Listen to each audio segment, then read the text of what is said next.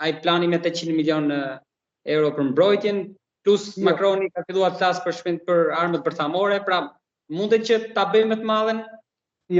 Jo, as pak, është një retorik bosh e Evropës, askush nuk ka ndaluar sot Evropën, as sot, as dje, as pas dje, as në këto 30 vite që Evropa të ishte e madhe. Pra askush nuk ka asnjë lloj klauzole në NATO, nuk ka asnjë lloj marrëveshje të veçantë që lejon formimin e forcave dhe rritjen e kapaciteteve ushtarake të vendeve anëtare të NATO-s, anëtare të Bashkimit Evropian. Por në këto vende anëtare të NATO-s, Bashkimi Evropian kanë hequr dorë nga rritja e kapacitetit tyre ushtarake dhe duke shfrytzuar sigurinë amerikane, pra kanë shfrytzuar harxhimet amerikane dhe fuqinë e ushtrisë amerikane për të mos harxhuar nga xhepi i tyre. Tashmë Trumpi po i thotë që në rast se doni siguri, atëherë duhet harxhoni nga xhepi juaj. Pra kjo nuk e bën Evropën të madhe. Evropa ka probleme të mëdha. Vetëm dje në Parlamentin Gjerman, dhoma e ulët e Parlamentit Gjerman ka votuar kundër këtij vendimi për riarmatosjen e Gjermanisë në këto sasira që kërkon Ursula von der Leyen, pra Bashkimi Evropian. Siç e shihni, ka probleme të mëdha politike në Evropë që të arrijmë në atë pikë që themi që Evropa tashmë mund të bëhet e madhe. E para duhet ka përcjellë këtë problemin politik që kanë midis këtyre vende, pasi edhe vendet të tjera nuk kanë pranuar që të rrisin kapacitetet për të ndar, sepse ky 800 milion euro që ata pretendojnë, i bie që kapacitetet e tyre ushtarake, pra shpenzimet e tyre ushtarake, për çdo vend të rriten minimalja me 1.5%.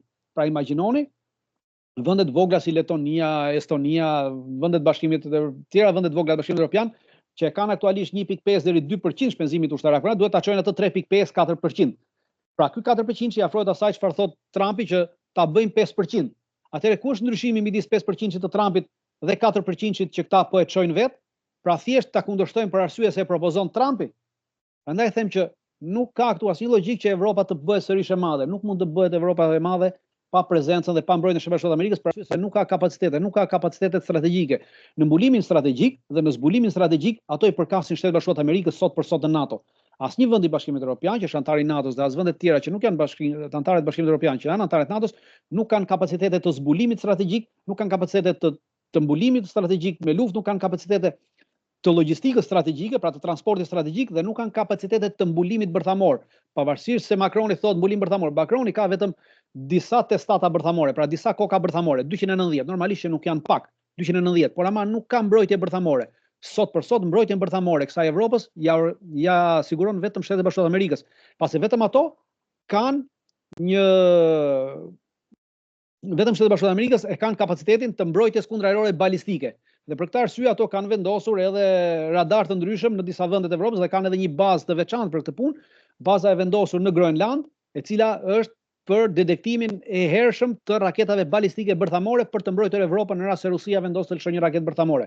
Pra pavarësisht asaj çfarë flasin, kapacitetet janë zero për atë çfarë pretendojnë. Normalisht që nuk është jashtëmund që këto kapacitete mund të rriten, por për të rritur këto kapacitete dhe për të arritur këto kapacitete, Evropës i duhet 15 deri 20 vite. Pra imagjinoni 15-20 vite, po edhe ai tjetri për 15-20 vite, normalisht që nuk do rrit duar kryq, pa edhe ai do avancojë. Prandaj në momentin që nuk mund të bëhet e madhe pa prezencën e Shtetit Bashkuar të Amerikës. Po Kinën si e keni parë qëndrimin në këto momente? Një heshtje, po diçka ndoshta po kurdist. E fundit nuk kemi aleancë Europë-Kinë për të përgjigjur asaj. Jo, nuk besoj që ka aleancë Europë-Kinë. Nuk ka për të pasur aleancë Europë-Kinë asnjëherë. Për arsye se nuk do ta lejojnë Shtetet Bashkuara të Amerikës që të ketë një aleancë Europë-Kinë dhe në rast se Europa do të vendosë në një moment të shkëputej totalisht, pra se të bësh aleancë Europë-Kinë do të thotë të shkëputesh totalisht nga Shtetet Bashkuara të Amerikës. Unë mendoj që atëherë Shtetet Bashkuara të Amerikës do të aktivizonin programet e tyre që kanë pasur të mëhershme për rrëzimin e qeverive të ndryshme në vende ndryshme të Evropës në mënyrë që kjo mos të arrijë që Evropa mos të shkëputej nga Shtetet Bashkuara të Amerikës dhe të mos dilte nga perëndimi. Kina nuk ka ndonjë duar kryq, tashmë ka organizuar dhe ka njoftuar që